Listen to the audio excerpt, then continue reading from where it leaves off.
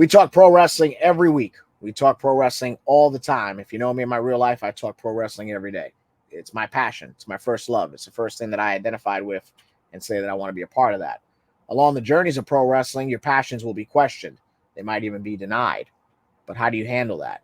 I talk with someone who, regardless of where he is and isn't in the wrestling business and where he wants to go, his passion is in fact undeniable. We talk about passion. We talk training, trials, tribulations, the experiences, television, and goals with one of my closest friends in the pro wrestling business. The following conversation is scheduled for one fall. My guest this week is Joey Ace. Joey, welcome to the program. Man, thank you for having me, man. That was that intro gave me goosebumps. Well, it's what we try to do here. I think the intro is the hook. You know, it's audio, it's video, and I got to get you in that 8 second hook. Yeah. You look great. I know you wrestled a bunch this week, which we'll get into later on in the show.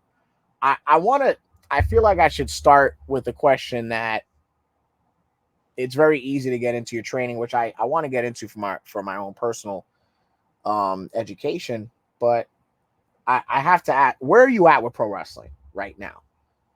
Where are you at mentally, romantically, and physically with pro wrestling? I think on physically, you can always be better. Okay. And I'm striving to do that. It's just trying to dial in my workouts with also real life. You know, I'm a trainer by like occupation. So Sure. it's like you have a lot of clients and then you try to get your workouts in and it's kind of structuring your time effectively. That's been a little bit of a struggle lately because you pick up and then you kind of dip towards the summer with everyone going away. Yeah. But that works out, right? That works itself out. Romantically, um, I always love it. It's one of those things where I want to get away a little bit sometimes, and it pulls me back in. The fan in me, it's the fan in me that watches something of old, and I'm like, oh man, And lately, I've been watching a lot of like '80s WWF, Mm-hmm. but early '80s, like Don Morocco, Yeah.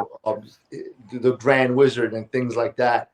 Um, it's just always captivated me. So that's romantically kind of, I guess, where I'm at in like the golden era of professional wrestling, the storytelling aspect of it.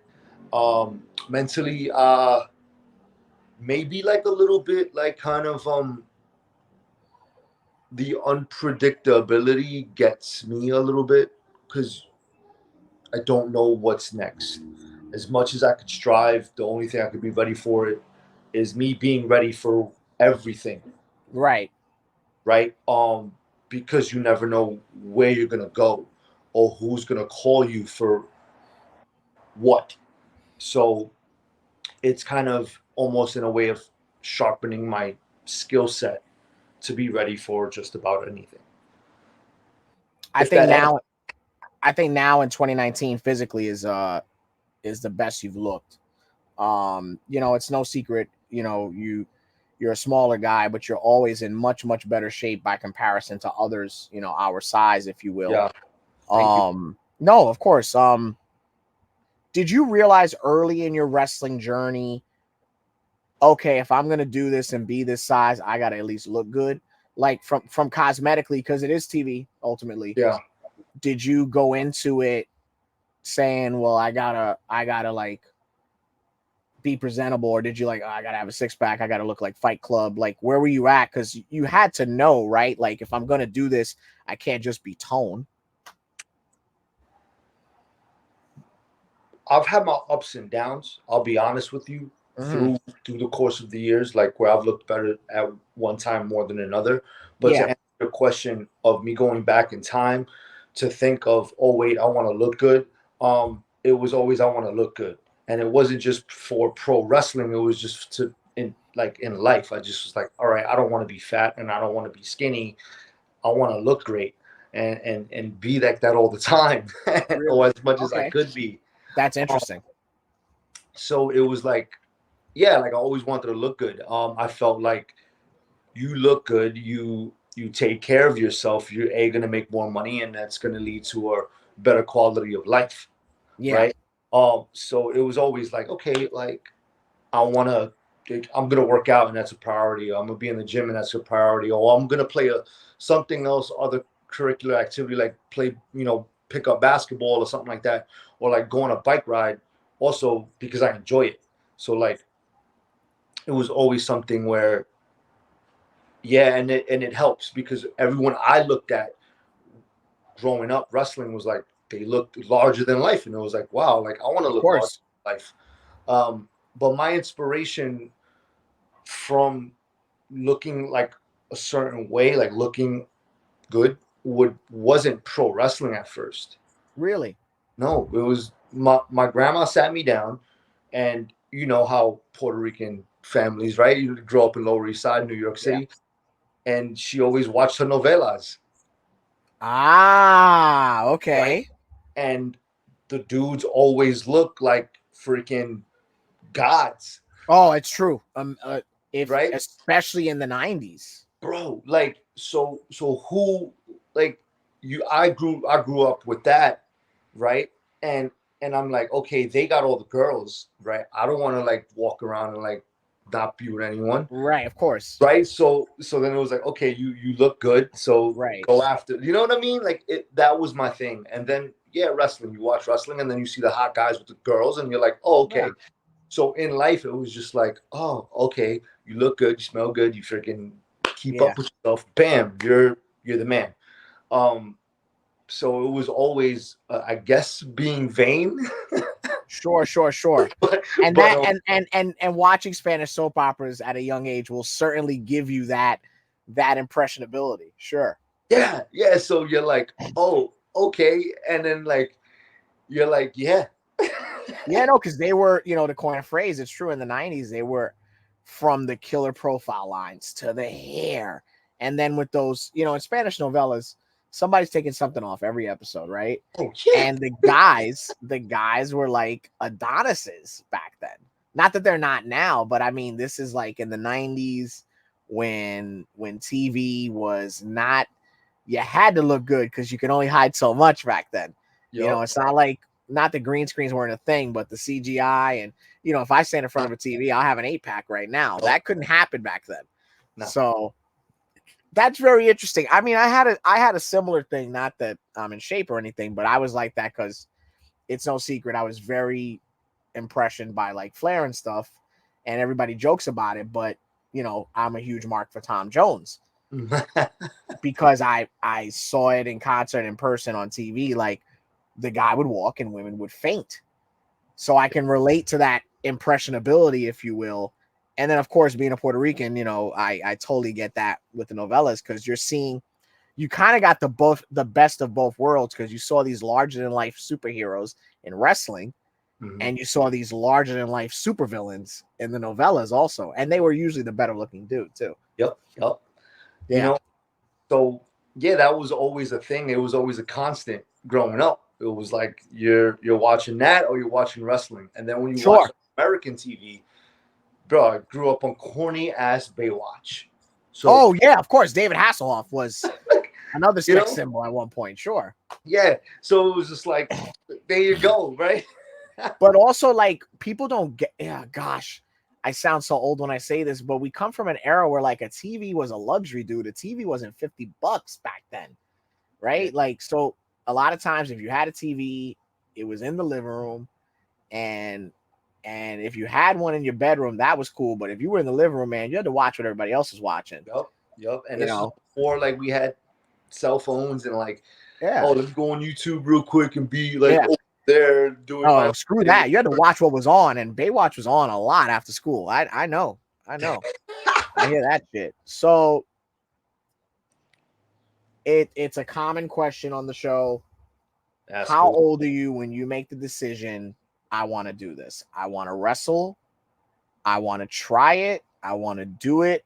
If I don't do it, I'm gonna go insane. Where in your life is that? So I remember there was one time where I had a VHS tape and I was watching Shawn Michaels and Bret Hart in an Iron Man match. Okay. And I was home and I didn't like what was going on at home. It was super hard. I may have been about maybe, my dad had passed away. So maybe just turned 17 years old. And I remember watching that match and going, damn, that would be cool to do for a living. Maybe that would get me out of this situation if I just focus on that. Okay. Um, that was the hint. That was like the pull.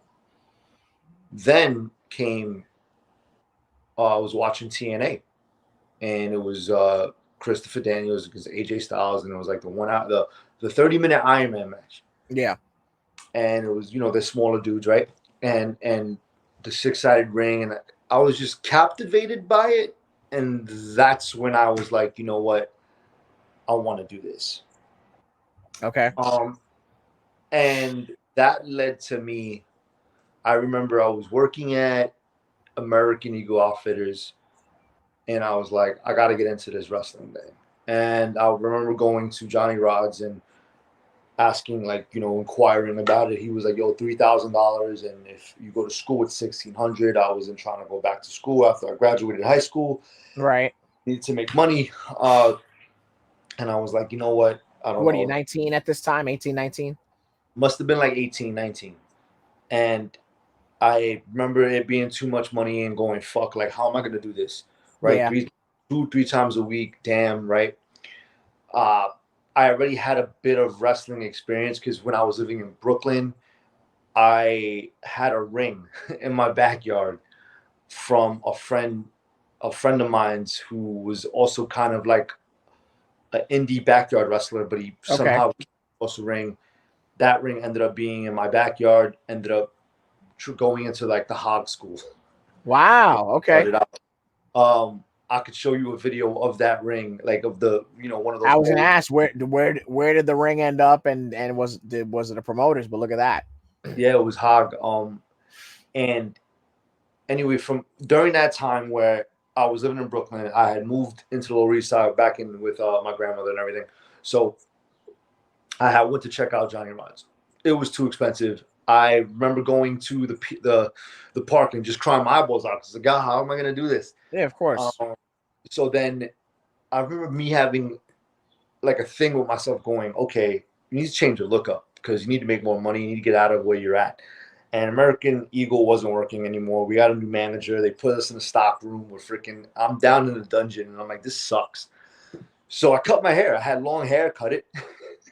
And then like 2 weeks later, I ended up walking into Abercrombie and Fitch. And I think I went during this time, like I get this job at Abercrombie and Fitch, right? But I also went to Ace for the Oh, first wait, this is the Sip Street era. 725 Sip Street. Now is this and when I ask this question, you'll understand it because the building went through several changes. Is this the third floor, the second floor? I think it may have been the second floor. Okay. So it was really small. Yeah. Went upstairs, and I think the floor was gray from what I remember. And Okay. when you walked upstairs, on your right was like the concessions. Yeah. Right, and the left was the locker room. The left, people came out, and I went, and I remember Jay Lethal being there, and I was in there, and he was like, "Come in the ring, like let's rock and roll." And I was like, "All right," but I was like, "Dude, I don't know much. All I know is how to run the ropes and bump and lock up. But like, teach me whatever, right?" And This I is went for in a there. show. This is an open ring session. It was an open ring. So this is the middle of the week because training is predominantly between Tuesdays and Thursdays at Yep. most wrestling schools. It may have been a Thursday night, and I went in there. And at this time, Jay is in fact the head trainer at Ace. So this totally adds up. Sure. Yeah. So he's still living in Elizabeth, and he's driving a Union as Mike's trainer. Okay. Yep. And I just got my butt kicked, right? Like just got thrown around the ring. Yeah. And yeah, I remember that. And then I was like, okay, going to Jersey. got the job at Abercrombie. Was making some more money, doing a lot less. It was great. Then a friend of mine is like, "Yo, there's a spot in Long Island," Okay. and we went to Long Island, and it was FTW, the FTW Academy, and then Yes. I met Ortiz there, and he was like, and then Sean Stern, I guess was the owner, got his name right. He was like, "Yeah, you could carpool with him, see if you guys could link up, uh, carpool." And it was me, him, Joey Lipman Lips, and this kid Will. Oh, That was Resto. Yeah. I love him. Yeah, and we us four went a lot, and then Will kind of like faded off a little bit, started doing his own thing. Then it was me, Joey, and Ortiz, and then it became just me and Ortiz for a while, and then that's kind of when we split. But that is the time frame where I was like, yo, I need to do this. And so is this post 2KW? Post 2KW, because that was it after that. Right. So now the guys are looking to like screw this backyard stuff. We want to do this, right? Yep. Okay. So 2011, 2012? This may have been 2010, 2011. Okay. You're training every week. Now you're in Long Island. You got a better job. You're facilitating the wrestling passion. When do you have your first match in a ring? So I already had some in-ring stuff, but it was a ticket seller thing. Oh, you like the battle royal stuff. Oh, I'll put you in this battle royal if you sell 10. Yup, like that.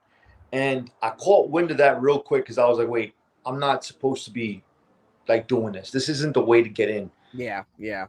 And you knew that? Did you get smartened up, or is this something you felt internally? I just felt internally because I looked around and I was like, wait, what? What am I doing? Right. So, but this wasn't at FTW. This was before that. Okay. So then FTW, we trained. My first match may have been Summer of Sin. And it was out in North Belmore. And it was like... Oh, down by the beach. Maybe. But I remember going in there. I had like some swim trunks on, ironically, and like kick pads, and went in there and got beat up. And that was like my first match there in a ring, like an official like setup. Who'd you work? Oh man, Big Jim Sullivan. Sure. Okay. It was like a gauntlet, and we went in there, got our asses kicked, got out, and I was like, this is the greatest thing in the world. Right, because now you got a taste of it. Yeah. Then I was like, yo, I gotta get new gear. I gotta like put on some size. I gotta get fucking jacked and juicy. Do everything I can to like, get into it. So I'm not in this position. But yeah, that was like my first taste of it. And kind of we were off to the races. Yeah. Now here you are. That match, is that for FTW? Yeah. Okay. How long were you at FTW? How often are you training in Long Island? And when do you feel like, okay, I have a chance at this?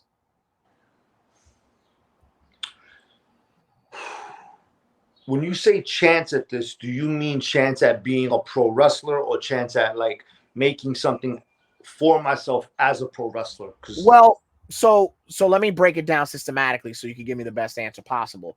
Obviously, you have a chance at it because you pursued it, you went at it through Ace, you end up finding FTW, you meet Ortiz, so you can do this. But when do you feel like, okay, I'm good enough? I think I could do this on a regular basis. Because you might have trained and been like, maybe this ain't for me after all. Oh, maybe this shit hurts. Oh man, to do this on a regular. When do you feel like, nah, this is it?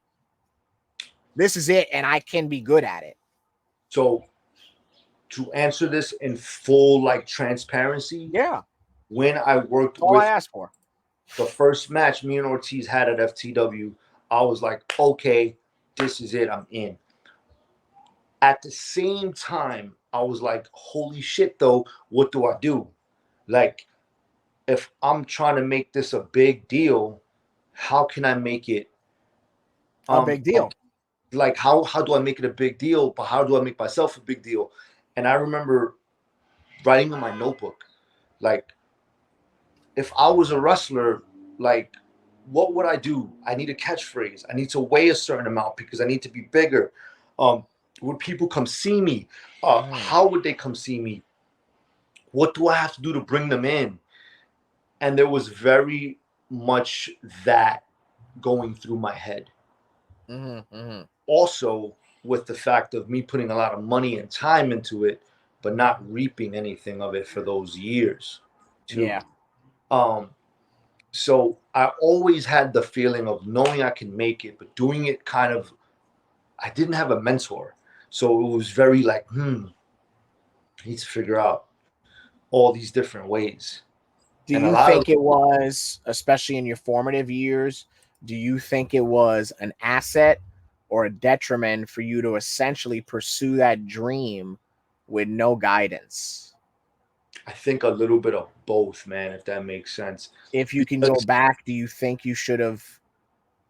I mean, ultimately, it comes down to finances, which people never want to understand in this journey.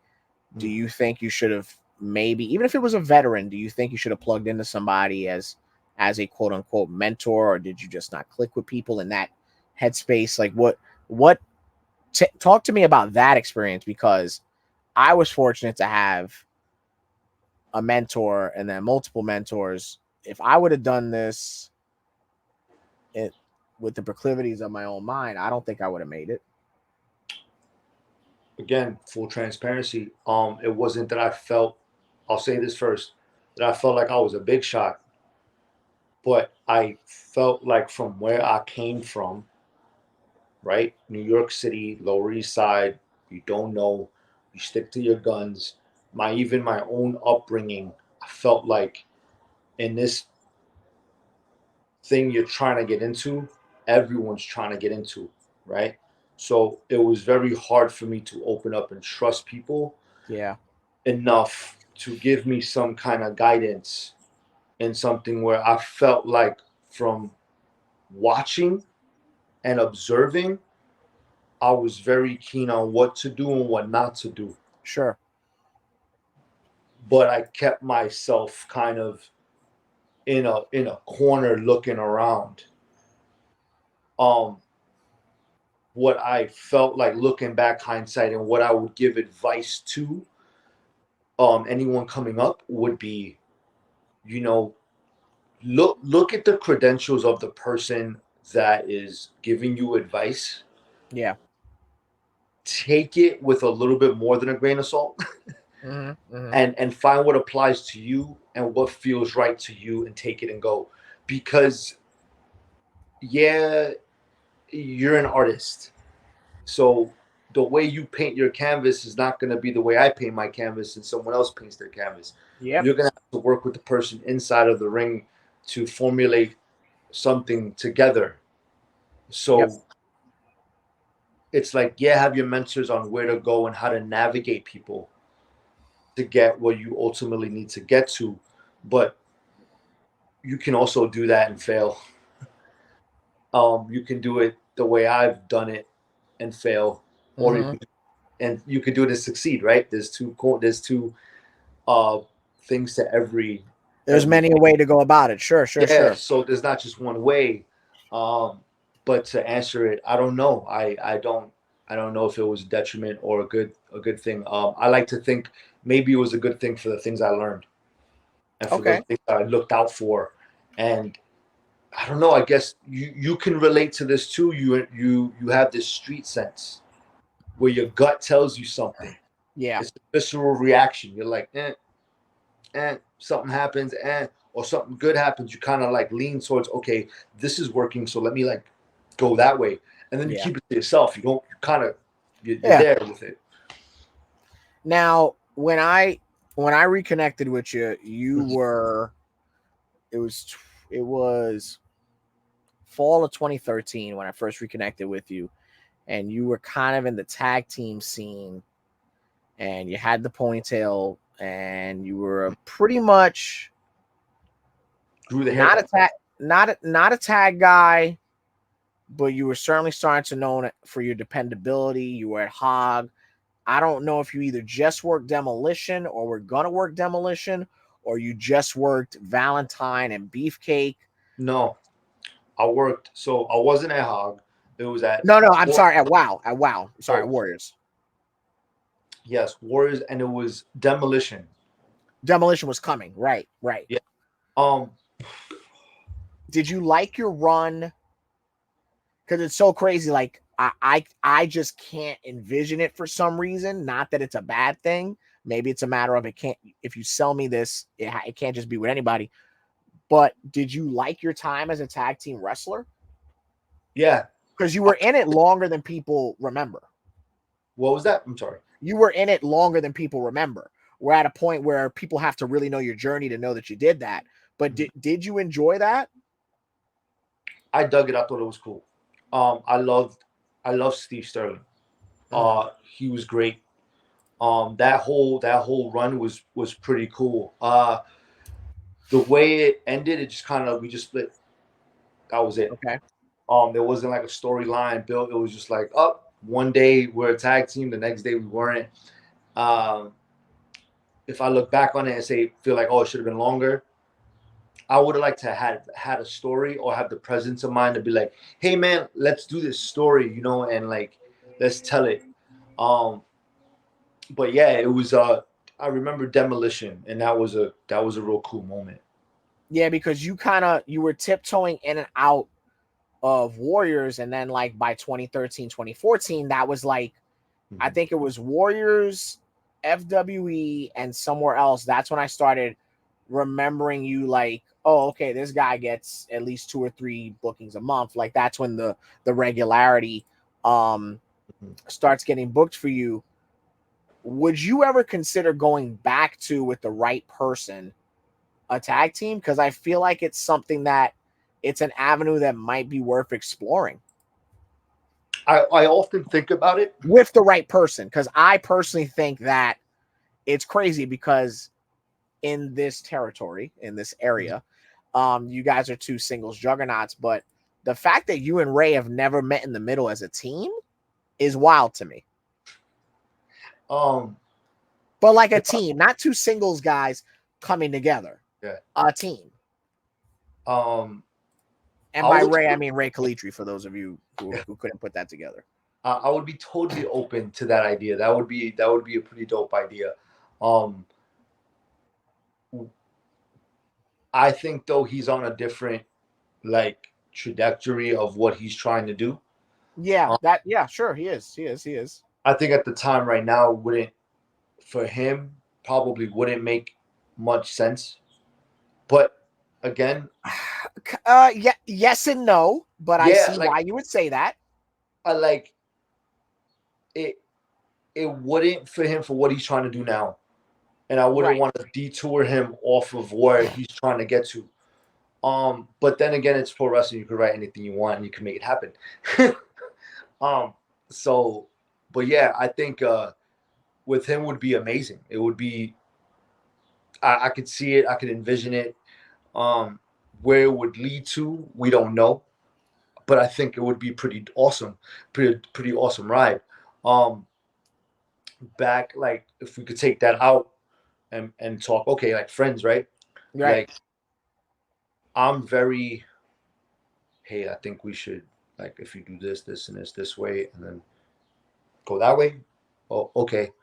And he's very much of the yo, I don't think you should, blah blah blah blah blah. And I'm like, Yeah. and I'm You very like, guys have a great, in your friendship, being around you guys, the way I've been lucky enough to be, you guys have a tremendous transparency with one another. You don't BS each other. You don't hold each other's hands.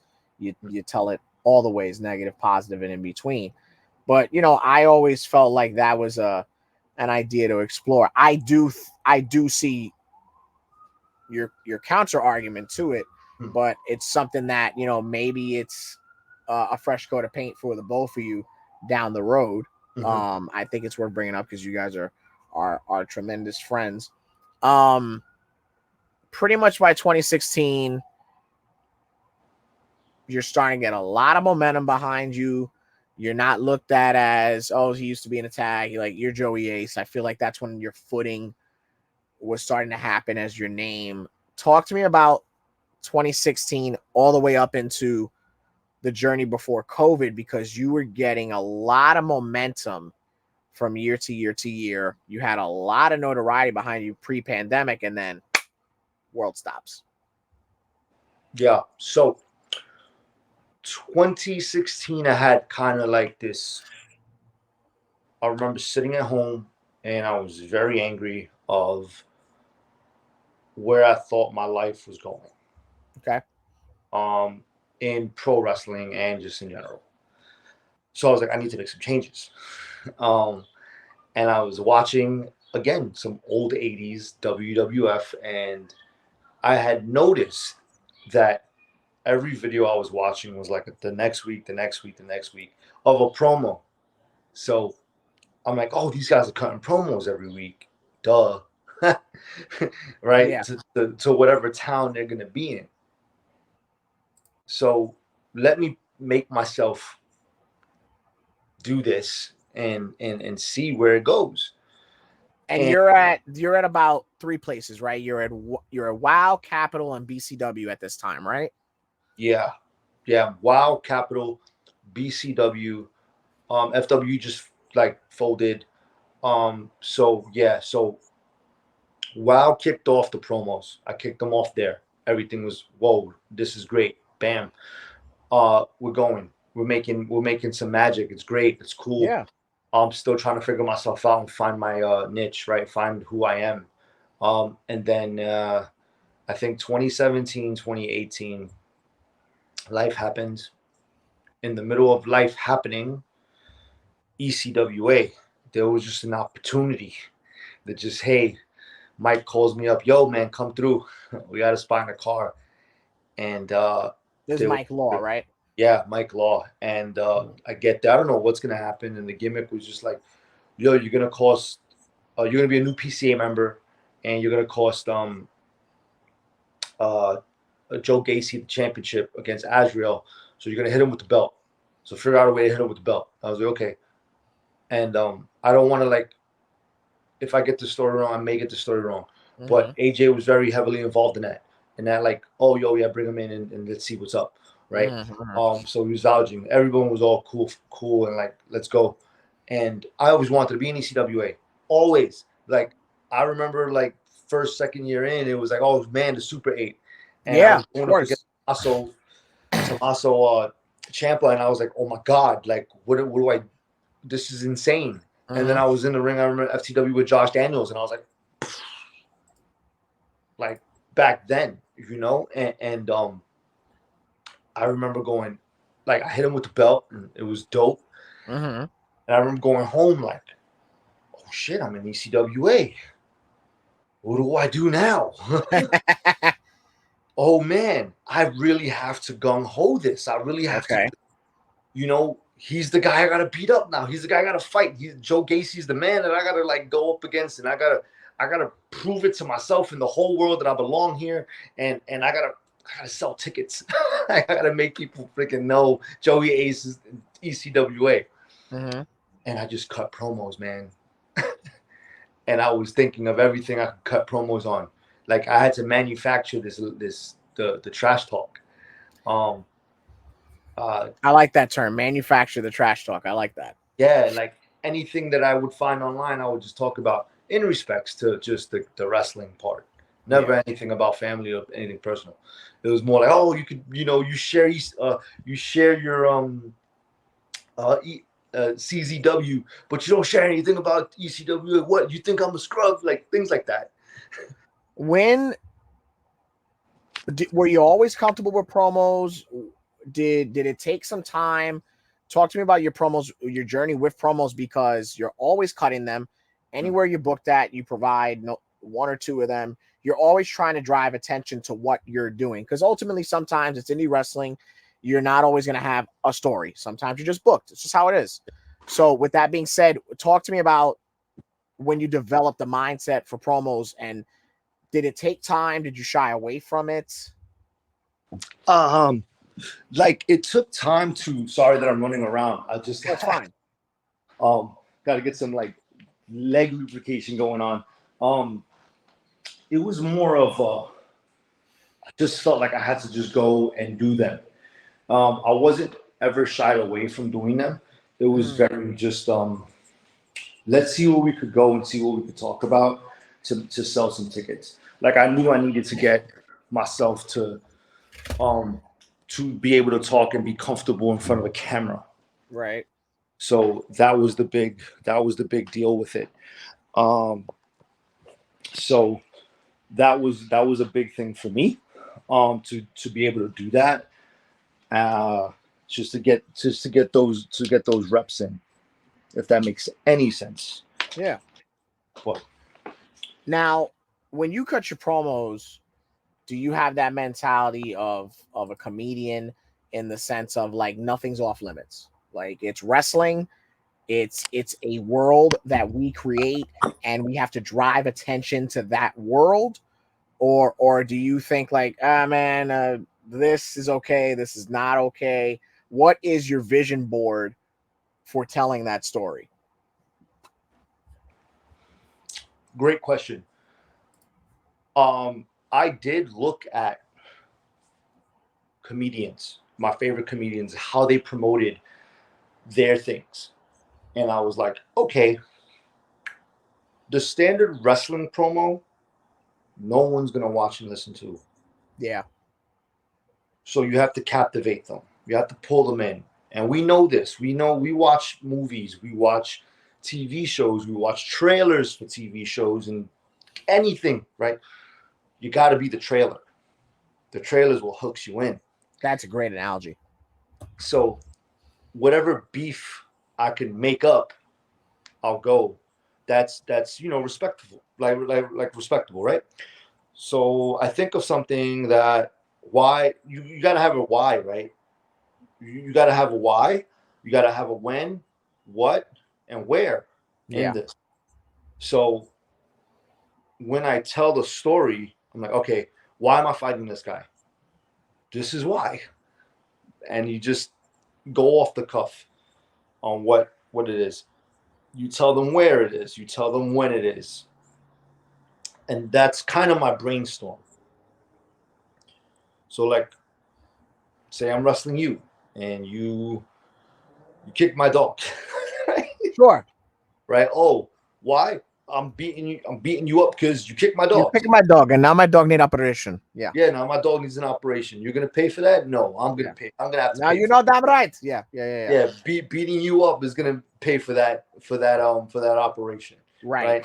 And then I'm gonna really beat you up for the agony that you put him through. Right. Right? And It's the idea of you're gonna pay. Oh, you're not gonna give me the money for my dog. Oh, well, you're gonna pay. Yeah. All right, I'm gonna beat your ass. Yeah. Yeah, I'm gonna beat your ass, right? Sure. And there's like the comedic part too, where you could like take something off of social media that they posted and you talk. Yeah. Right? Yeah. And you go, oh, this happened. Oh, wait. What? Like, no, it didn't. This is what actually happened. Shut your mouth. Yeah. Now, and you don't shy away from it. It's like, oh, it's a promo. Let's go. Mm-hmm. Versus other guys are like, yeah, in a minute. Oh, I don't really do them. Yeah. Please try to educate folks on why it's so important that you have to do a promo. You have to get your voice out there, because ultimately the in-ring work is the meat and potatoes of it, but it's not the whole meal. No.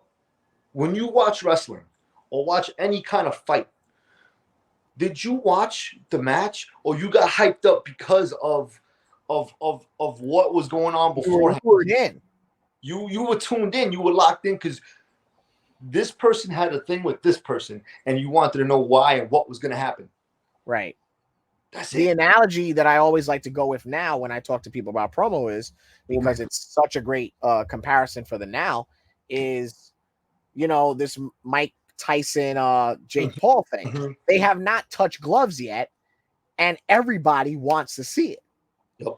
And then with the advent of Netflix, that it's ultimately in everyone's homes, or in everyone's hands rather, there's people that don't give a damn about boxing, but they're going to watch it. Yep. You've got to be that visceral in your presentation about yourself and what you're doing. Because, for example, We're booked on a show. It's on a random Tuesday. Mm-hmm. Why the fuck would anybody care? So Why? now I gotta, oh, well, you know what? I've been around for a little while and I get it. I get it. It's Tuesday. I get it. You might not want to go anywhere. Your week's just starting. You might want to chill. Or maybe you want to see some wrestling. Maybe you want to see me expose Joey Ace. Maybe you want to see the fact that Joey Ace isn't as good as he says he is. Maybe you want to see me put fear in Joey Ace's eyes because he knows that I'm the next stud. That's what it is. Yeah, that's exactly what it is. That's what it is. Random ass Tuesday, you make up a gripe and you go and say it. Yeah. Or just go with the fundamentals of wrestling. It's competition, right? Ultimately, Joey Ace. Yeah, I tell you what, he's going to be fast. All right. He's going to be strong. He's going to show you something that a guy his size doesn't have, but he doesn't have what I have. You know, the attributes that you have as competitors, if done right from a talking standpoint, can drive enough of a story, in my opinion. Now, with that being said, right, does it have to be conventional? Does it have to be cookie cutter? I don't believe that it should be. I believe like, don't obviously you don't want to say something to completely like bury your opponent, right? No, because I always, and this is part of why,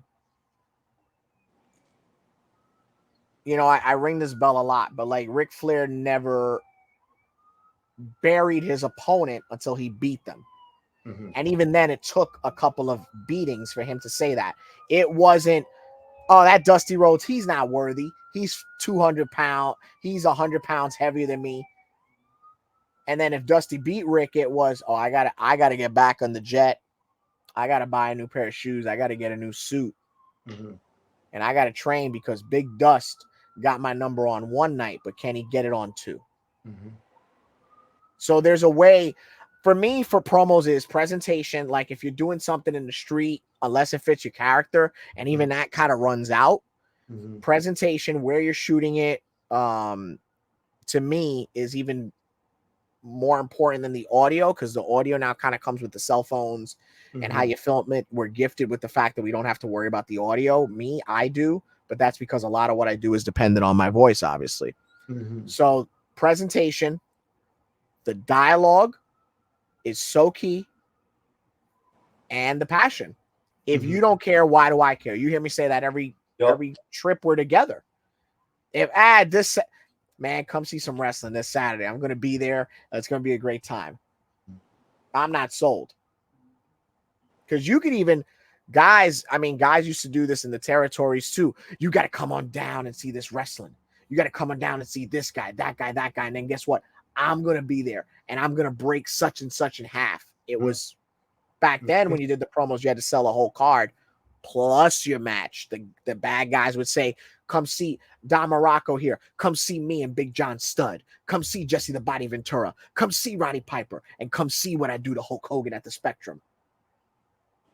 Yeah. But and you were hooked. You know, but again, that passion translated to the lens, and guys are just like, it's weird, you know, indie wrestling is in such a state of flux sometimes because, and I told you about this with commentary too, right? Like who is guiding us? We talked mentors. Who is really guiding us? Because the indies, we don't have, yeah, sure, we've got guys with credibility and we have our veterans and we have, you know, all these guys that we can go to if we have access to them. But on a regular, we don't have things such as the Terry Taylor, the Shawn Michaels. Your promoter is going to tell you, great job, man. I'm not saying he's not going to, hey, awesome, Matt. There's not many that are going to be like, okay, you did this great. I would cut this out. And next time try to do this and not do that. You don't always get that in your bookings. So you have to have an awareness and a reassurance. Yeah. Oh, like you go like, okay, I could have done that better. There's times I film something and it's like, oh, nailed it. And then there's times where it's like, I could do that better. And sometimes I'm killing myself Sometimes it's 8, 9 takes, but that 10th take, that's the one. That's the one. But guys aren't with that, or they want to do the cinematic one to cover up the fact that they could talk less if they go that route, or they want to do the highlight reel instead, and they want to do the 2 lines and then the clips of their stuff and then a sign off, you know. But you're not going to get that if you get the TV. It's all on you and it's all on the lens. And I've been in the situation already on TV with them where we got to have you do this real quick. You guys good? Right. Yeah. Right. We're going to get to it. We're going to get to it in this conversation. But before I start talking with you, one of the best stories I heard from TV was actually from Moff, when Moff did that spot with Lesnar with the clothesline on Raw. You know, Moff was there, and Moff got to be a fly on the wall with Vince and with Pac, Neville at the time. And he was trying to explain to Pac that he's like, we're in the business of emotion, not commotion. Yeah. And guys are always trying in indies to start commotion inside the ring and out of it. But when they register that we're trying to do emotion, everything changes, in my opinion. 2019.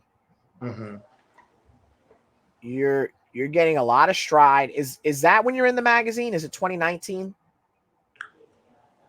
So Pro Wrestling Illustrated was my name started to pop up in there with ECWA around 2019, and then it took after COVID, so like 2021, 2 started to go. But you're popping up in PWI, yeah, on 19, right? Yeah, like they've always had a great relationship with ECWA with the coverage and things. Sure.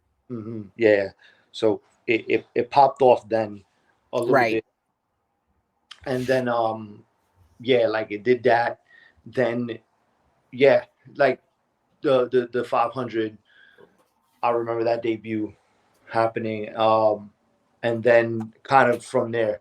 But then COVID, like right when COVID, everything slammed. So I got my first like AEW gig. Excuse me. 2020 January. Right before the world shuts down. On top. Right. Yep. Because I think the world shut down in March. So like it was March. Yeah. Yeah.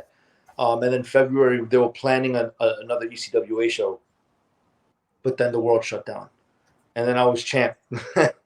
Yeah. Yep. Now, obviously it's going to be a cliche answer, but what tremendous vindication was that for you? Because we've talked about, and we were there together doing it, buying the magazines, and now you're in it. Like, is it surreal? It's kind of got to be the thing of seeing yourself on screen. Goosebumps. You know, you just gave me goosebumps. Right? Made the hair on my neck stand up. Yeah. Because we live in the same neighborhood, and there's like that newsstand that's right by on Clinton Street in Essex, right? Yeah. So I remember going there when I was younger, and my dad buying me like PWI, buying me The Wrestler, buying me WWF, all those WCW, all the magazines. Yeah. So then be able to like just kind of go into a convenience store that sold magazines and picking it up. There's no other feeling. There is none. It's crazy to do that when I had the ECWA championship. So I have the ECWA championship, and I pick up the magazine, and I'm in there with the ECWA championship. That was shit.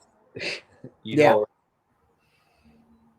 if I had an all-time top thing that I'm like, all right, this is it, that was it.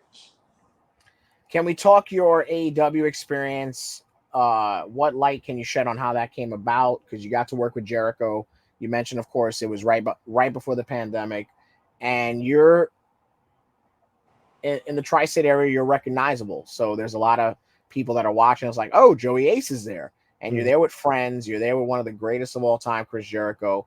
Talk to me about that experience and that day. So I get a call. It was probably, I think, at the Rumble, from like the Royal Rumble, like right after that. Hey, we need some guys to do this thing with Jericho, the Inner Circle against John Moxley. Yeah, So we need some street Bronx looking dudes to with the Inner Circle to like have this big jump fight scene. Of course, right? yeah. And then I remember that I think it was maybe Tuesday. Tuesday, I had a New Japan camp. So I flew to North Carolina for this New Japan camp, then flew back home for a second, and then flew back down to North Carolina to fly to Cleveland to make Dynamite.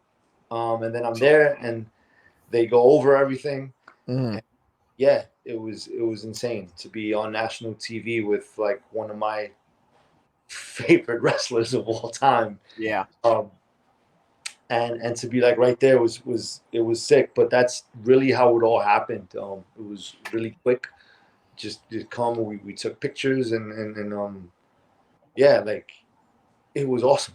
It was, Now, what was the takeaway? Do you tell Jericho, hey man, any piece of advice before I get out of here? oh man, there was a few things that night Mm-hmm. that happened because there wasn't much that happened, right? So Yeah, ultimately, yeah. it was very like you. What's next? Right? You trying to get a job, right? Right, So there was a lot of like, here's this and that. Go over here and do this and right. talk. No, Now you're kind of riding this high. momentum, and it's a high, Yeah. right? And you're getting this great advice. Obviously, the world stops. We'll get to that.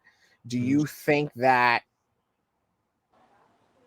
Do you think had the world not shut down and AEW Dark and things like that taking place in Daly's place, you would have been featured more regularly in that vicinity, or no?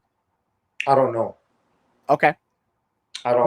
which is an okay answer. People, it's you're not gonna know either, too, Yeah, right? yeah. Like you don't know. Um, and then you don't know, but I do know when the world stopped what I had to do. You were one of the first guys when COVID hits New York and this and everything shut down. You were one of the first guys to like open up and be like, "Hey guys, we're in this together." You were vlogging sometimes twice a week. You were very expressive about how much you missed and loved wrestling. Did the COVID experience make you realize not only do I love this more than I know, and maybe I even took it for granted? Uh, yep. It taught me a lot of things. It taught me not to take anything for granted because it could be taken away from you like that, without even you. It's just life. Yeah, yeah. Um, it taught me that. It taught me to be to just move differently. Mm-hmm, mm-hmm. Like if something happens, work around it. You need to be a problem solver. So instead of oh man, woe is me, you Mm-hmm. you create something. And I think if I could go back, but we can't go back, right? I Of would have course. took the opportunity to create more, rather than like I would have created a whole lot more things, knowing like let me be patient and like Yeah. sit think. We all sat and thought, but we also took some time to just chill because the world was slowing down, and we all got paid, right? Um, well, the lucky ones, the fortunate ones, right? Yeah. And thank God I was fortunate. I'm sure you were fortunate. Like we were good on that part. So it was more of yeah, more like creating. But we created some stuff. I created some stuff for Warriors of Wrestling. I created some stuff for myself with David Valeska. So I owe him so much. And we just try to like make do with what we had. Um, do I feel maybe as if I could have done more? Yeah. Did I take it for granted in the maybe in the beginning a little bit? Yes and no, because you also do have regular life. You also Yeah. have responsibilities that you have to take care of. So you can't throw. I don't subscribe to. Oh yeah, throw everything in the one basket for pro wrestling. No, you're gonna end up broke, and you end up in the Yeah. street. You're It's gonna end up true. homeless, right? Your girlfriend's gonna hate you. Your wife's gonna hate you. Like your friends are gonna think you suck, and you're a loser. It's the truth, right? So. Now, shows start happening Mm-hmm. roughly around the summertime. There's things such as hush hush shows out here in the tri-state area where you just couldn't tell anybody because certain buildings were renting out, whatever. But you're able to create magic again because then the chair spot happens with you and Mike Law. Mm-hmm. How much did that gain you? Because it's kind of like, oh, all my momentum came to a halt. Now I have this accidental botch spot. And, unfortunately, you probably got both negative and positive for that. Yeah. Talk to me about the chair dive. Talk to me about you get to the back and then the social, because that was that. Did we ever The talk spot about happens this? on a Saturday and then like it's everywhere by Sunday afternoon. Did we talk about this ever privately? Ever. You and I have never talked about this. Oh, so okay. It wasn't a botch. Oh, okay. It wasn't a botch spot. Um, Me and Mike were at the show at ECWA. Now I'm tearing it all down. It's all coming down, bro. Like it's it. Yeah. So we're at ECWA, and like the ring that they rented that night was really hard. Okay. And um And this is at the dugout, right? yeah, this is at the dugout. And I was like, dude, what are we gonna do? Because this ring is really hard. And for some reason we were just like, he went out and like went crazy in his match. It's like the first match he had. And it was like he won the World One Championship. And then he's gonna like fight me for the ECWA championship and come like, unify them. And I remember him in the match, like we were like talking, we're like, yo, we gotta do something crazy. We gotta do something crazy. What are we gonna do? What are we gonna do? I don't know what we're gonna do. Right. So we're outside the ring and he has just this idea, like, cause I'm like, yo, let's just fight all over the place. And he hits me, bam. He's like, get it, sit in the chair, bam, move out of the way. I'm diving. And this is all on the fly, right? All on the fly. Hits me, bam, stay there. All right, move out of the way when I come for the dive. And I'm like, what? So I scoop he runs in the ring, yeah, and I scoop the chair.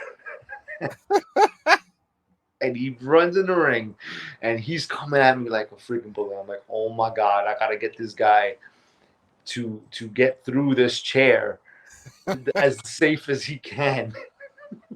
So my thought process was like, okay, he's gonna come, I'm gonna side swipe dive, and he's gonna go through it. I'm just gonna lead him into the chair. So right. like I like fuck, like get out of here.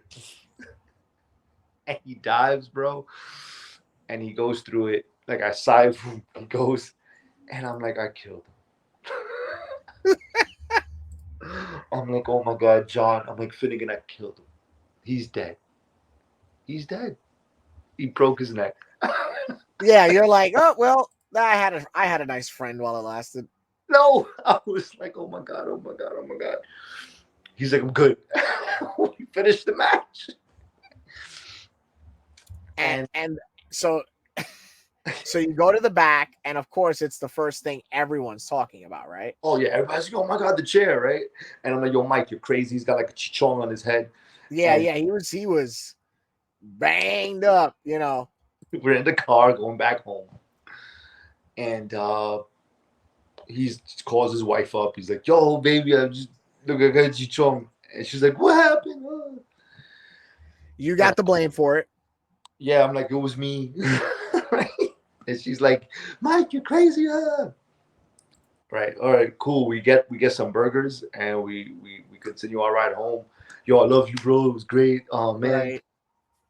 I get home, I wake up, and when I wake up, I look at my phone. And it's Blown. everywhere. It's everywhere. Hood Clips, World Star, Botchamania. I mean, Yo. it's everywhere.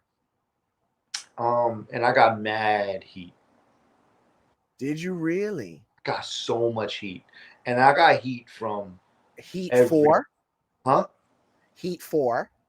For not catching him, Okay. right? For not catching him.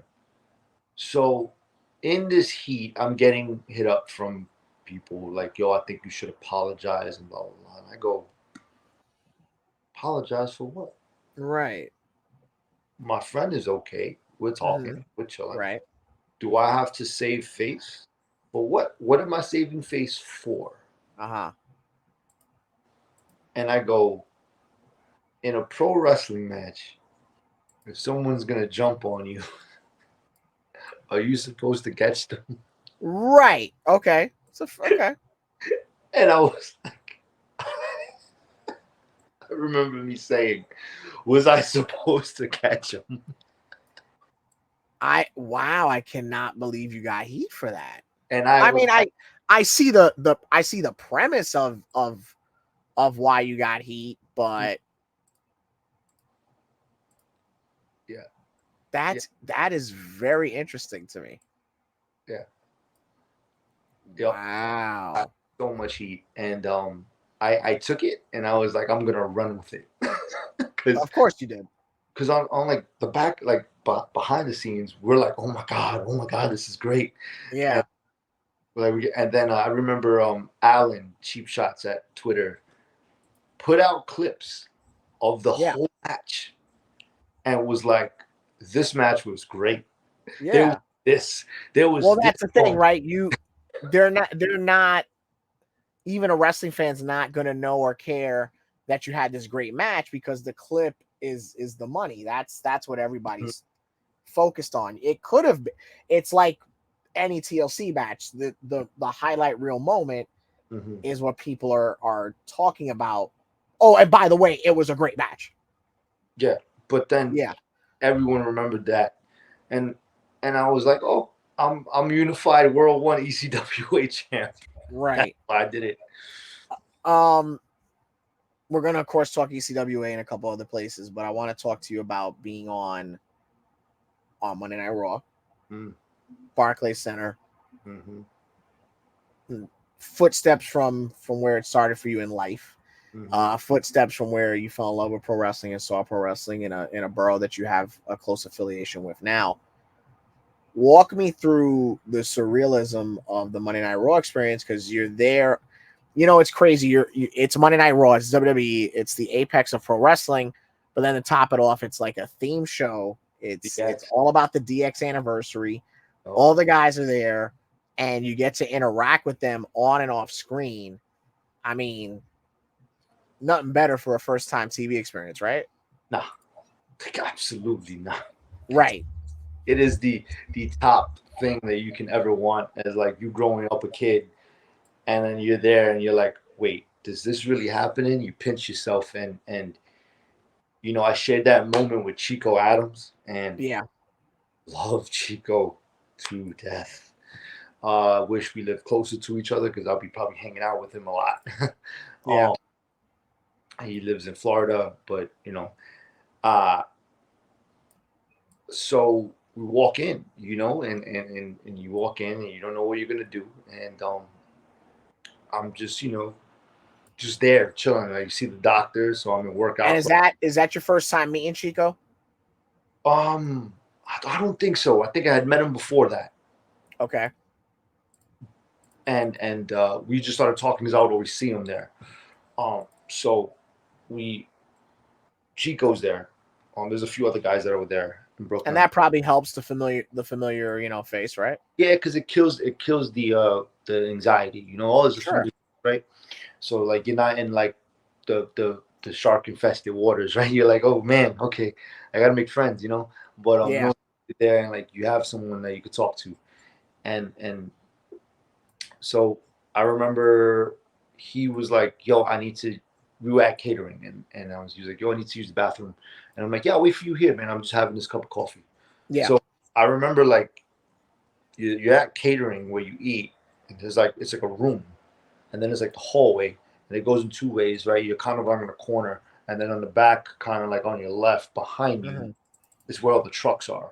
So like you're in the basement, so there's all the trucks, and then Yeah, because that's the underground arena. Yeah. yeah.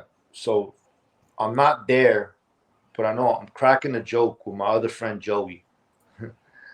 I think at the time, um, and I remember like having a cup of coffee in my hand, and I'm sipping, and I'm like, "Wow, this is cool!" Like I'm at the Barclays Center, right? And I remember like I zoned out for a second because I Okay. was really thinking about how great I made the coffee. Because I was like, "Oh, this is Okay. like home." Not that the premier caterers at the WWE made the coffee. How great you fashioned the coffee. I love that. I love that modesty. That's just one. You make the best TV coffee, Joey Ace. Continue with your story. Coffee in my hand. Yeah. It goes like, "Yo, come here," and I'm like, "What did I do?" I God. remember just thinking I was in trouble. Oh, of course. He's like, "So and so's looking for you." I said, "What did I do? I just been standing here. Yeah. You Yeah. were in the Having bathroom." this delicious coffee.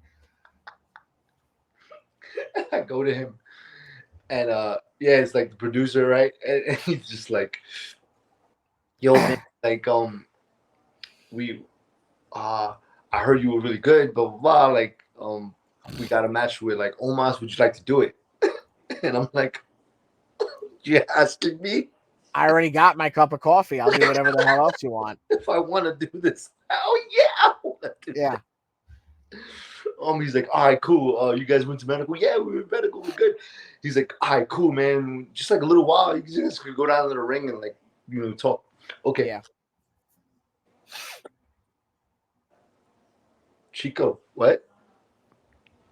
Yeah, does my breath stink? That's exactly what went through my mind.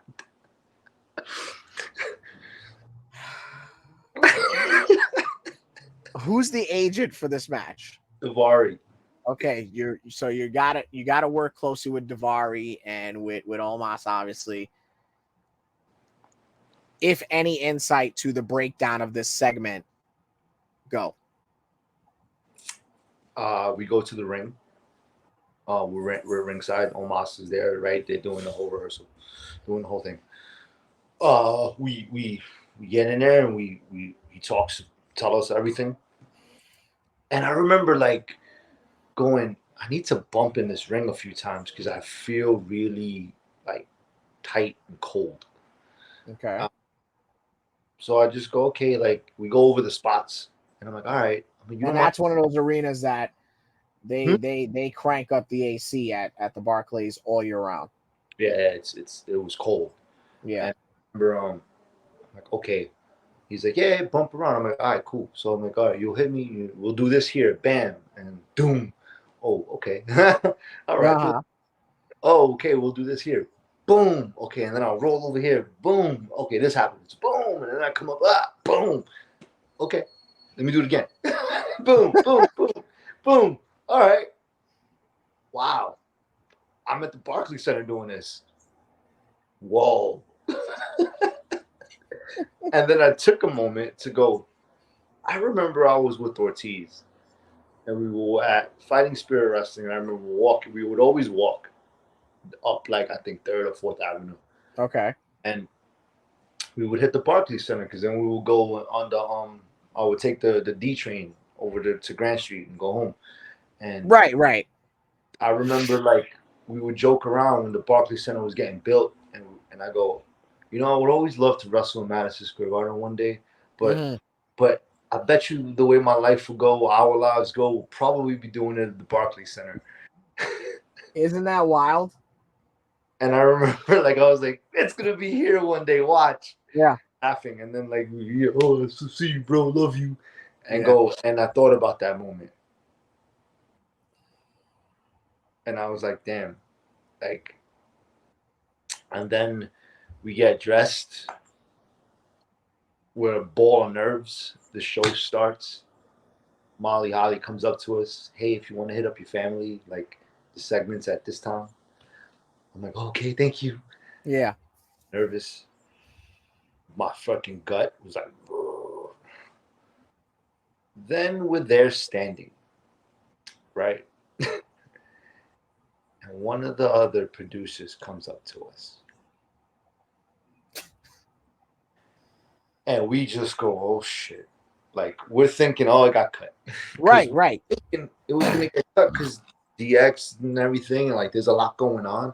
And he's like, he goes, so before the match, there's gonna be like a segment, but with DX and Hunter wants this to happen and you guys to be in it first, and then you guys run out to the ring. And I go, huh? And he goes, you guys cool with that? Yeah.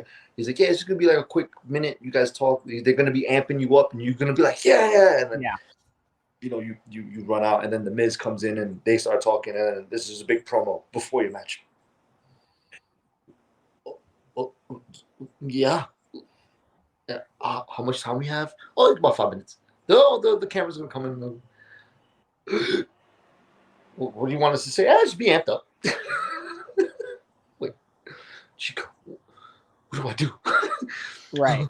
do? What do we do? What's going on? Wait, we're gonna talk. We're gonna talk to them. Yeah. Wait, live? Yeah. Wait, with the Generation X? Yeah. Nah, this ain't happening. Pinch. Uh-huh. Let me take this thing, stab it in my hand. You bang my hand against some. Oh, Yeah, this let me is. just slam my head into a locker, wake up out of it. Yeah, right. Yep. And they come in. They go, oh, hey, what's up, guys? All right, you, Joey. You, oh, awesome, man. This is going to be great. Cool, man. You guys will be all right. Yeah, let's go. All right, we're live. 10, 9, 8, 7, 6. We're coming from commercial break in 5, 4, 3, 4. 2. Life's changing. Right. What in the world? Yeah, I'm Joey Ace. Yeah, Chico. Yeah, you guys are gonna rock. Yeah, we're gonna go kill him. Yeah. Oh. And then we're running. And then you're jogging because you're gonna come out when the lights are out during the commercial. Yup. No, it's the promo. The promo is playing. Oh, right. It's a pre-tape. Yeah, sure. Right? Not even a pre-tape. Oh no, so the backstage is live also. Live, all live. Wow. All live. We run, we jet to the ring. We're in the ring. The promo's still going on. And then the promo ends, and then Omos's music hits. And I'm like, when you watch a video game commercial for like wrestling and Yeah. it does like first person, Yeah. where like you're looking around and like, oh, you get the spear from Roman, right? Yeah. That's how it looked.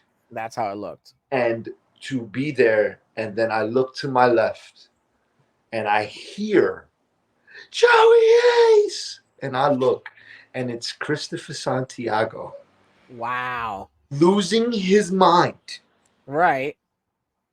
And I'm like, oh my God. And then I hear like my other friend, yeah, Joey. Like I hear the Joeys in the crowd faintly. Right. And I'm like, oh my fucking God. This is insanity. Yeah. And that is a taste of an arena. Yeah. But it's not like it's the Barclays Center, right? Yeah. And I look, right, and Omos is in the ring, the lights come on, and I'm like, here we go. Ding, ding, ding. I see him turn around, I run, boom, bam, doom. Oh, man. Chico looks like he's going to bail. Fucking Omos grabs him, throws him up on his shoulder, runs, corner, boom. He comes out of the corner. He runs, eats a freaking shoulder tackle. He whoa. I'm like, oh my God. Like I'm on the ropes, I'm on the apron. He grabs me, picks me up in a suplex. I'm like, yo, this is gonna be a long way down. Oh yeah. Boom! Oh my God. It was like the most jarring freaking suplex I've ever felt in my life. I'm like, oh my God, but look at the crowd. But I felt like my lungs came out of my chest. He grabs me. Oh no, he didn't grab me then. I remember just powdering to the corner, and then he came with a freaking with Chico. Chico on his back runs at me, bam! Oh man! And then I remember coming out of that and getting choke slammed, and then getting choke slammed again. but I remember getting choke slammed and bumping, and then Chico was laid out, and he pinched Chico 1, 2, 3, and I go, wait a minute, I didn't get pinned. I didn't get pinned. And he grabs me, chokes me. Ah, boom, another choke slam. And I go, wait. I'm like, ugh. I'm beat up. And I go, wait, I didn't get pinned. I didn't get pinned on WWE TV. Oh, so there you go. I leave and I'm holding my head. I'm beat up. He's selling it. I'm like, wait, I didn't get pinned. I'm undefeated.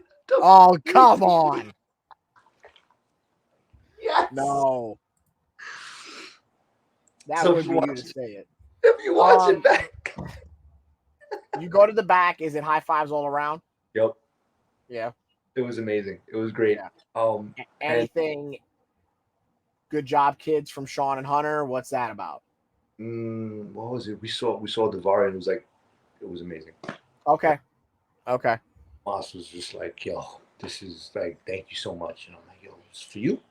Yeah. It was going up against Strowman. Yeah. They were. I mean, they're constantly building him, but at that time, especially, yeah, because I want to also believe that he was going up against Strowman, and then eventually that led to the Brock match, right? I think so, yeah. Yeah. So it was yeah, that was the night, and it was just high fives. It was great time. It was lovely. I can't. That was the highlight of my career. It was like, okay, everything was amazing, and I remember us like just sitting there and just like, yo, did we just do that? Because it was not knowing what you're gonna do, then doing something awesome, and then they added something awesome on top of that awesome, and we went and did it, and we went and delivered on what we were given. Right. It was one of those like, wow. Yeah. Yeah. You've had so many great experiences in indie wrestling. You're such a great performer, such a great talent. One of the better promos, not just in the Northeast, but in the country. And you've got a lot of momentum behind you right now. I want to start by highlighting that momentum. You are a true staple right now of ECWA. What do you attribute that to? Why do you think you have so much trust in that company? That you've been given so much? I don't take anything for granted. And the fact that it's like one of those places that I've always wanted to be at. So I always try, like, I strive my best, and I have like in my head where it's the first and last time I'm there, every time I'm there. Okay. And it was a place that I've always wanted to be at. And they've done a lot for me.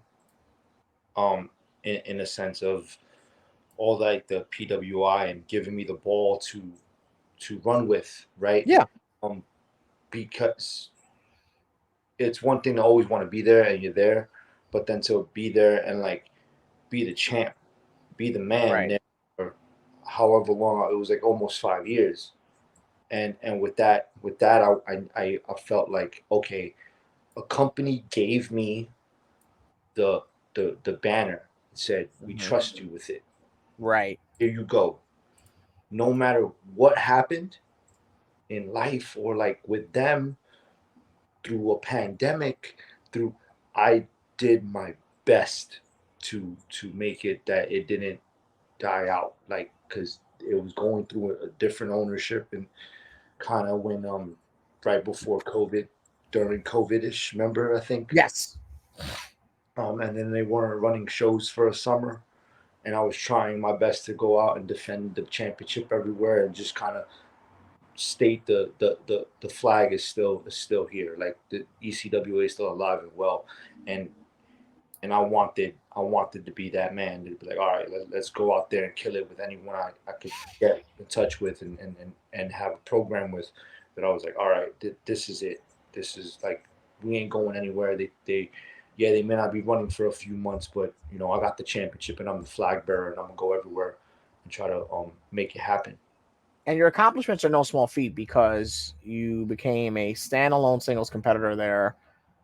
I'm not trying to discredit your time with WoW or anybody or anywhere else, but ECWA from a notoriety standpoint was kind of like one of your first rockets to go upward. And like, look, you have had stellar title reigns there, unified title reigns there, and then of course the big fish, the pie in the sky.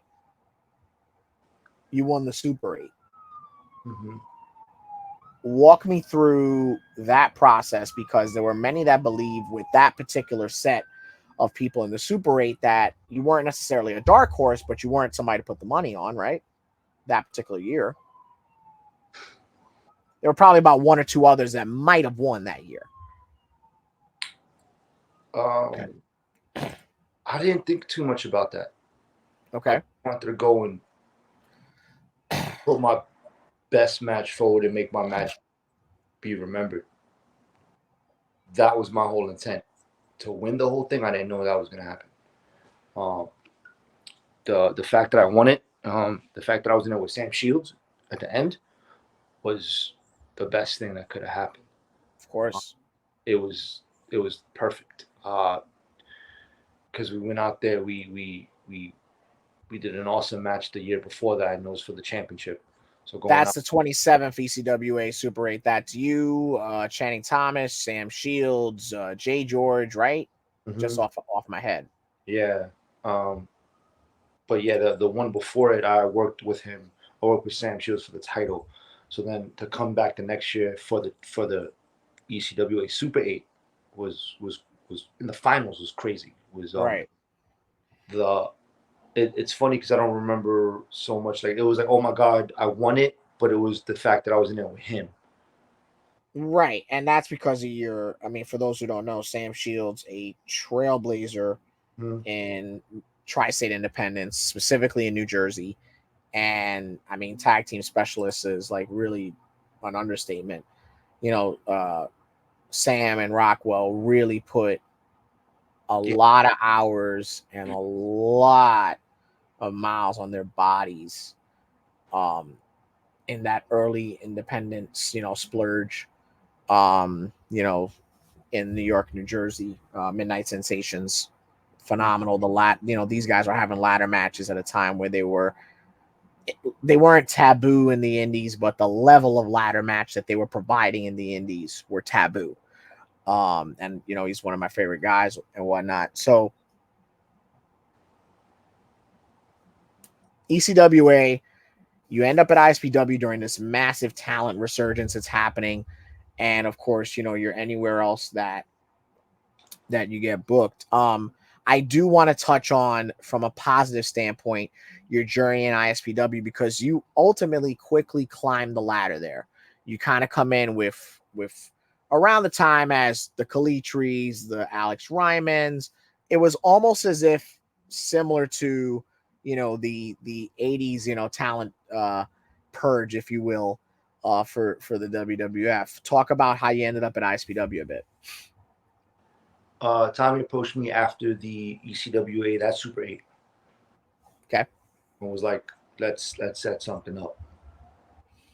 I want you on my shows. And I was like, all right, we'll talk. And it ended up being, I think, a couple months, and then the May of that year, okay, was the 80s WrestleCon with Bret the Hitman Hart. Right. That's the one that it was Brett. Dory Funk was there. That was a big one. Yeah. Yeah. So I ended up at that one. And that was when I made my debut in the Rumble, and then I was like the last one before Vargas got eliminated, with Ray Cleachy winning the golden ticket. Yeah. And then it's crazy because that first year, that was when I was with you for a couple different shows. You're almost immediately in the title hunt, right? Because you're in that tournament that ultimately Richard Holly is going to win. But you're always, you're always featured in some marquee stuff because you're taking on half of the Pit Bulls. You're taking on Justin Carino. You're working Bull James. You're against, Alex Ryman and all that stuff. You're constantly put in these premier matches. What does that say about you, and what do you attribute that to? Being consistent. Being consistent. Even when I'm not wrestling as much, you see my face somewhere. I think it's a lot of has to do with self promotion, taking pride in what I do. Um, like you, people pay to see you. People take their hard earned money and want to forget about their problems. And I remember when I was young and my family scraped up some money to buy tickets at Madison Square Garden to watch me to watch WWF back then. It was like, oh, this money's hard to come by, and we're getting entertained, right? So I have a responsibility, and that's what I always think of. Like, there's people that want to forget, and they want to forget what they're going through in their lives, and they want to go and watch a wrestling show and be captivated by the characters and whatever's going on, and forget about their problems. That's my goal. I And agree. in my head, that's what I think about, right? Um, as well as like other things. Oh, you don't want to get ahead, and I want to do X, Y, Z. That's what in the back of my mind and in the front is like that day what I'm thinking about. So that's it. The Um, fact that you want to present to everyone no less than what you felt was presented to you really speaks volumes, because everybody loves wrestling, but not everybody wants to outright say, this is what it brought me. I want to bring that to everyone else. mhm, And I commend you for that. yeah. And then you also have a responsibility, right? So like ECWA, right? Like, okay, they put the championship on me, right? And they had me in XYZ matches for however long. It was like, okay, I'm the guy that's getting put in a situation that he's gonna push tickets. He's gonna push the narrative, that Engagement. story that we're telling. So there's a responsibility, right? Right. Um, so I got to do everything in my power to like, oh, okay, like, this is what I have to do, right? And then make it happen. So I attribute all those matches that I had there to that mindset, Mm-hmm. right? So then there came a point in time where, unfortunately, that doesn't matter, right? Right. So then also, if that doesn't matter, then why would I want to be there anyway, Exactly. But it right? goes back to what we talked about. If you don't care, why should I care? Exactly. And I think that even if sometimes it gets uh misconstrued, one thing I can never say about you is that you don't care, even No, if sometimes you care too much. yeah, I care too much. Um, And I'll tell you, for the year that I was there, more average out maybe every 2 weeks they had a show. Average it every 2 weeks, maybe almost a week.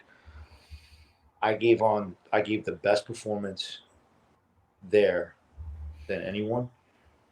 Uh, no matter if it was the opening of the show that I was on, the end of the show, I was in the middle of it. I was the main event. I was that the was what you were telling yourself, motivating to yup. make sure, like, I don't care if I'm first or last, I'm the main event.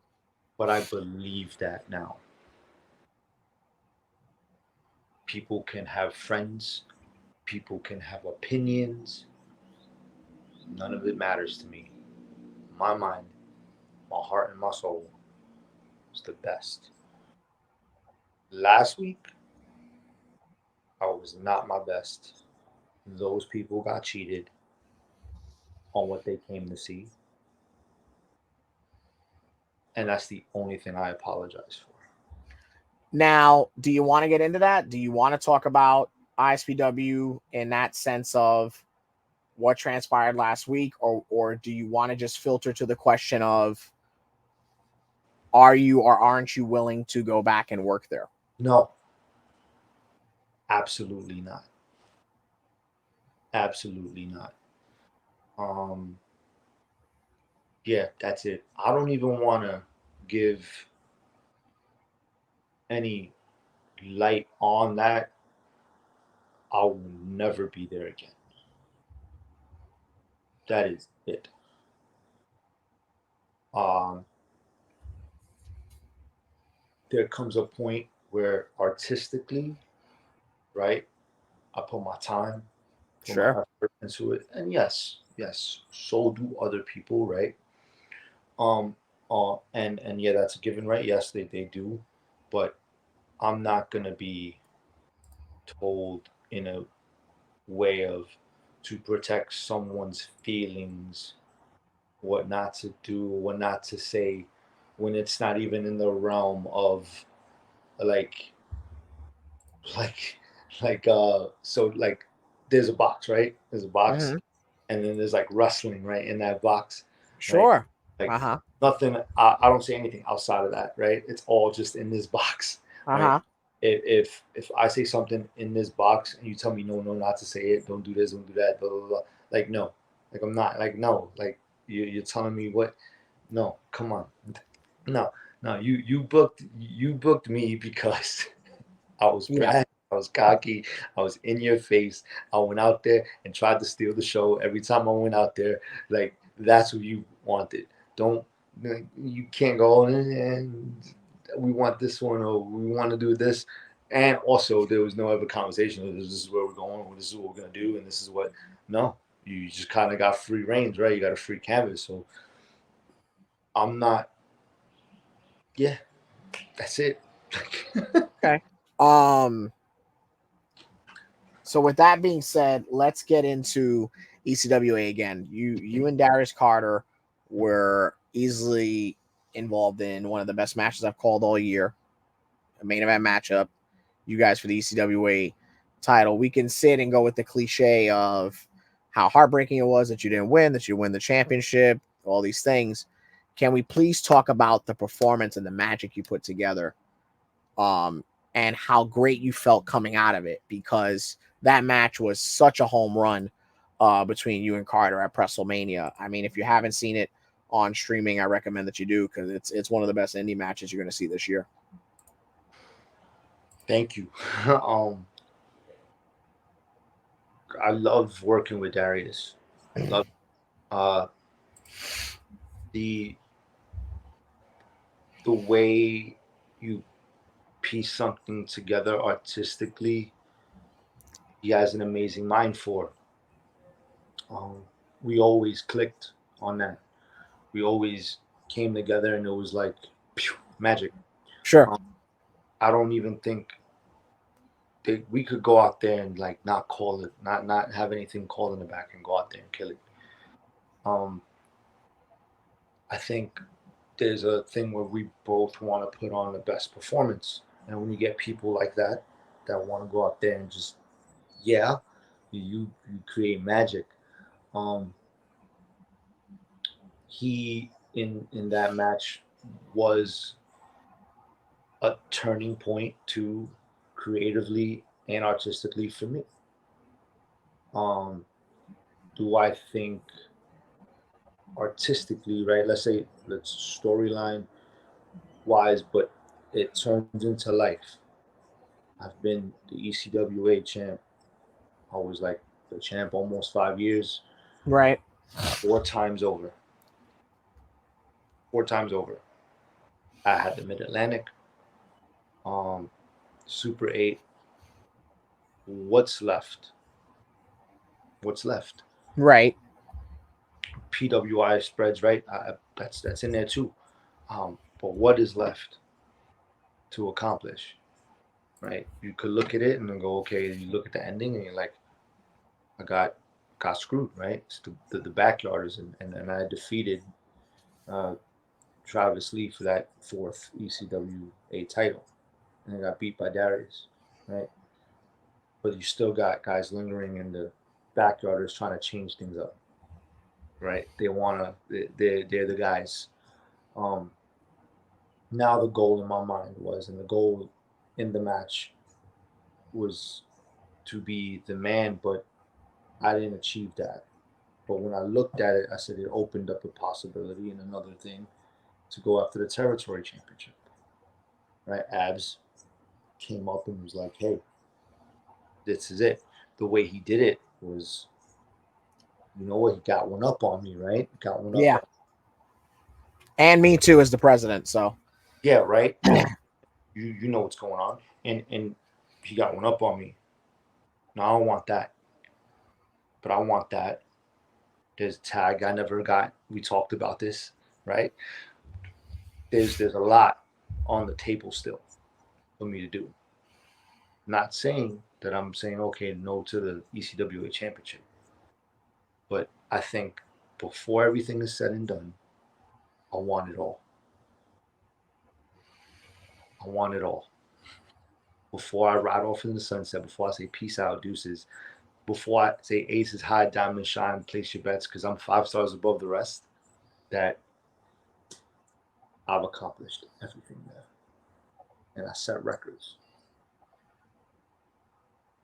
I know I maybe didn't answer your question fully, but that match no, right was that's the more than. And then the next question was about goals, and obviously, even if that's the immediate one, you're already looking to something. Because sometimes we just, oh, what's the next booking? But we're not thinking, all right, next one's June 1st. I'll be there. We're not thinking grander. We've come to the point in the program where we're going to hit the lightning round, if you will. Rapid fire questions. Please answer them as you will. The hardest part about my wrestling training was prioritizing time for it. the thing in training that I got very quickly. Promos. The thing in training that I wish I got better at right away. Structuring a match. I've been wrestling so long, but I have yet to wrestle.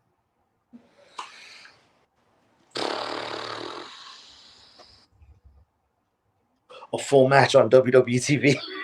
Okay, I'll take that. That's a different answer.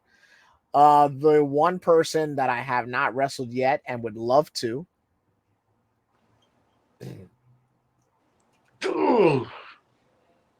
Always had a thing with Amazing right in my head. Okay. The worst match of my career. Last Tuesday. Okay. The best match of my career. Oh, damn.